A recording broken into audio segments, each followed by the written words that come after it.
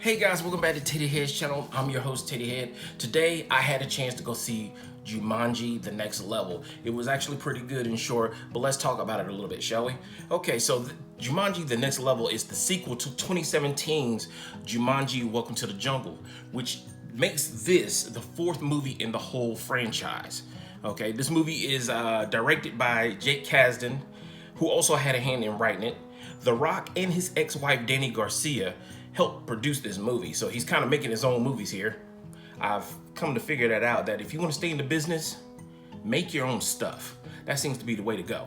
Now, this film stars Dwayne Johnson, Kevin Hart, Jack Black, Karen Gillan, Nick Jonas, Alex Wolff, Morgan Turner, Sedaris Blaine, and Madison Eisman, reprising their roles from the previous movie.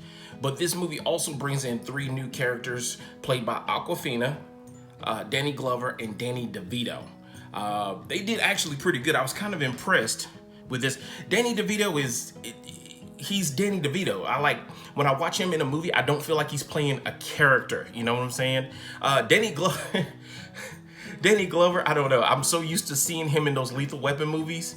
He played the complete opposite in this movie. He's just happy-go-lucky the whole time. Like, you just can't bring him down.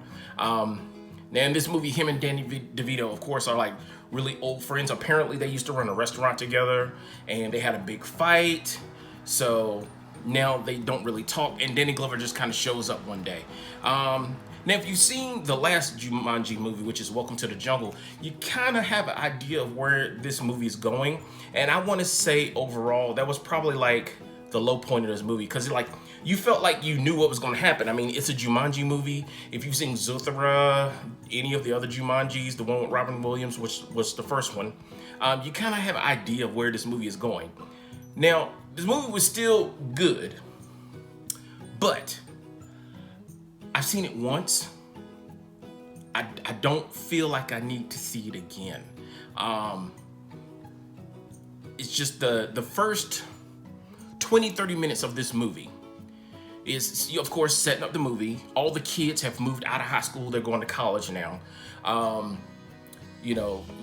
and they're on, this is actually a Christmas movie, which is kind of surprising. So they're on like Christmas break. So they're all coming back home for Christmas.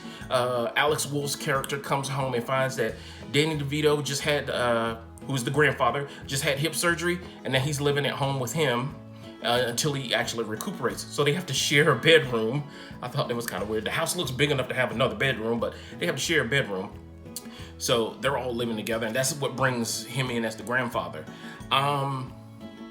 When the game starts, because it's pretty much the same thing, you find out that Alex Wolff's character, he broke up with the girl from the first movie.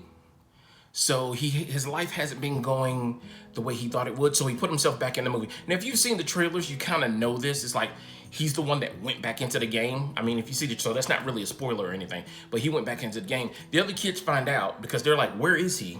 So when they go in to find him, that actually drags in the grandfather and Danny Glover's character. They actually get dragged into the game.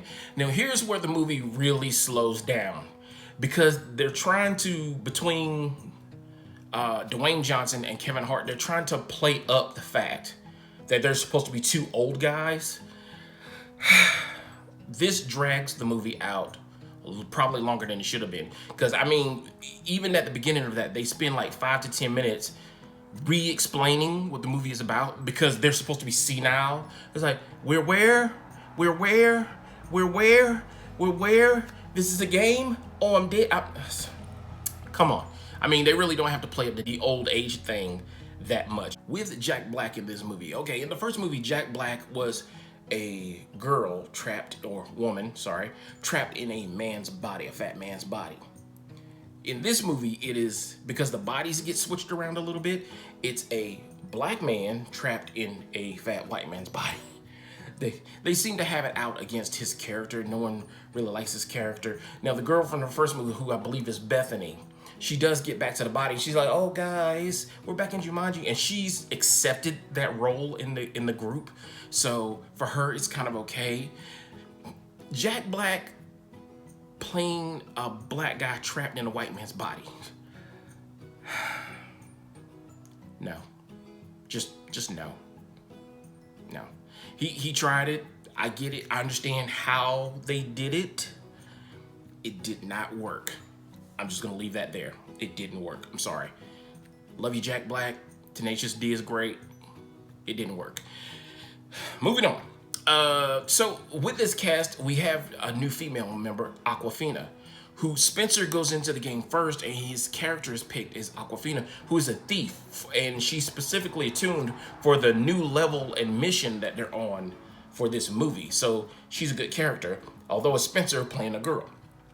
Awkwafina in this movie, she was a good change of pace, but halfway through the movie, they switch bodies again. So basically, Danny DeVito's character ends up in Awkwafina's body.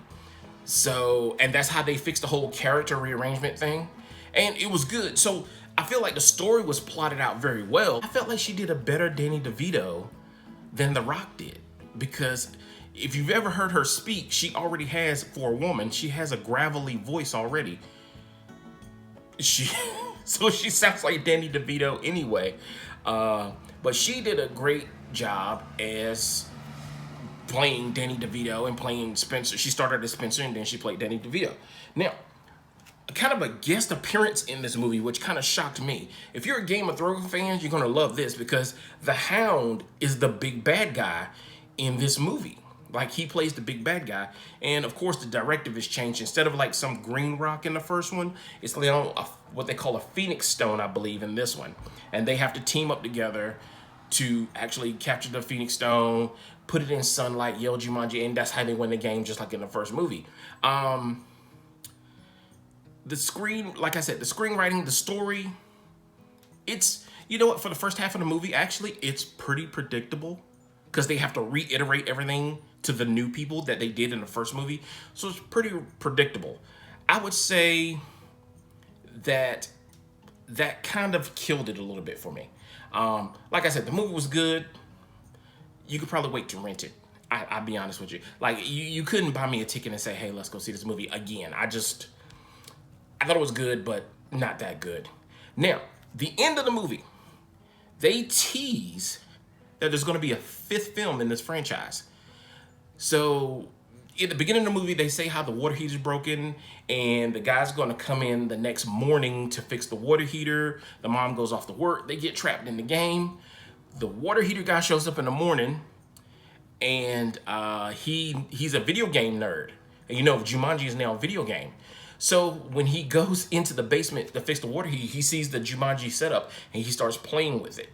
So they've definitely set up that there's going to be a 5th movie. And I think what's going to happen is they're going to have to go in to rescue Spencer's mom. So that's a good setup. I think the writing was good. I think the story was solid. The only down parts to this whole movie was that they had to reiterate things for the new people playing, which was the grandfather and his friend. The whole body switching and trying to play characters that aren't you. That was probably funny in the first movie, but it's wearing thin in this movie. But I think the movie is good, but you'd probably be better off renting it. I'm sorry, I wanted to go in liking this movie as much as I liked the first one, but it's kind of old hat now. Between this movie and the last movie, it's not worth going to the theater to see. I'm sorry. As much as I wanted to like this movie, it just wasn't like that. So, listen, guys, and I know how I am. Even when someone tells me a movie is bad, if I'm that curious about the movie, I'll still go see it. So please, guys, let me know. Are you going to see Jumanji, the next level, or is this a pass for you? Let me know down in the comments below. I want to thank you so much for taking the time to watch this video, and you have a good day. Thank you. Bye.